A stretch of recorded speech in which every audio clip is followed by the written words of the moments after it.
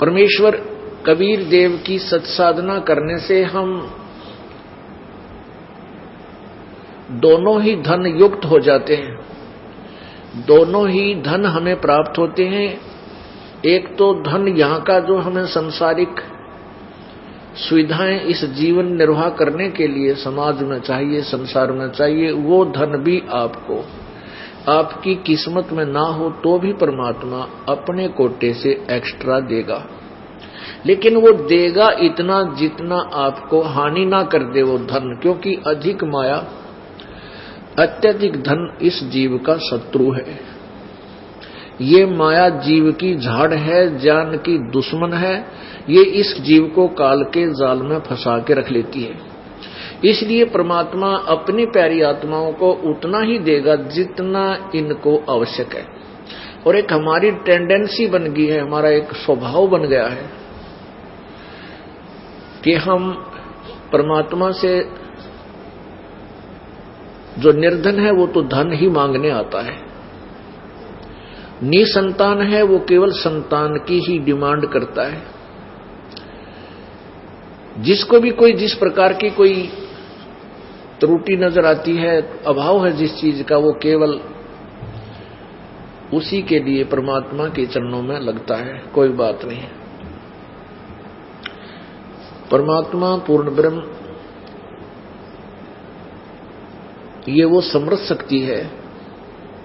यदि वो आवश्यक समझेगा कि आपको ये जो डिमांड आप कर रहे हो ये आपको दुख नहीं देगी, आपकी भक्ति में बाधा नहीं करेगी, तो परमात्मा आपको वो अवश्य देगा, चाहे आपकी किस्मत में ना भी हो।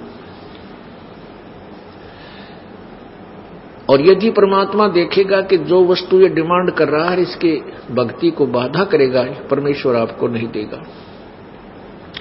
क्योंकि हमारा उद्देश्य आपको काल के जाल से निकालना है, ना कि काल के जाल में फंसाना। काल के जाल में तो आप फंसे पड़े हो, और जिसके पास करोड़ रुपया है उस करोड़ में संतुष्ट नहीं, जिसके पास 10 करोड़ है वो 10 करोड़ में संतुष्ट नहीं, जिसके पास 1 अरब रुपया है वो 1 अरब में संतुष्ट नहीं, किसी के पास 1 लाख है तो 1 लाख में संतुष्ट नहीं। तो पुण्यात्माओं, इस काल के लोक में माया से संतुष्टि नहीं हो सकती।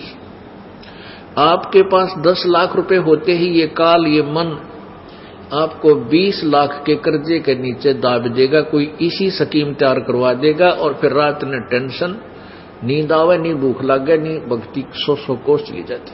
तो परमात्मा आपको इसे आपत्ति में नहीं जाने देगा। जिस व्यक्ति को केवल सांसारिक सुख ही चाहिए, परमात्मा और मोक्ष ना चाहिए, तो बेशक मत आना यहां पर।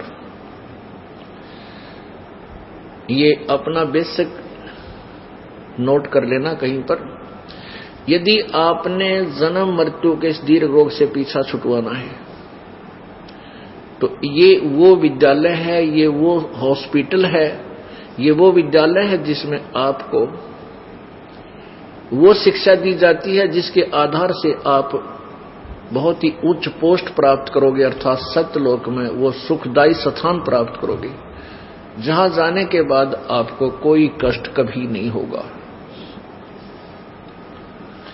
ये वो हॉस्पिटल है, ये वो अस्पताल है कि यहां पर जन्म और मृत्यु के रोग का परमानेंट इलाज किया जाता है, यहां पर परमानेंट ट्रीटमेंट किया जाता है जन्म और मृत्यु के रोग का, जो ना ब्रह्मा का, ना ब्रह्मा जी से की साधना से, ना विष्णु की साधना से, ना शिव की साधना से, ना ब्रह्म की साधना से, ना परब्रह्म की साधना से, इनकी साधना से भी ये जन्म मृत्यु का दीर्घ रोग नहीं कट सकता।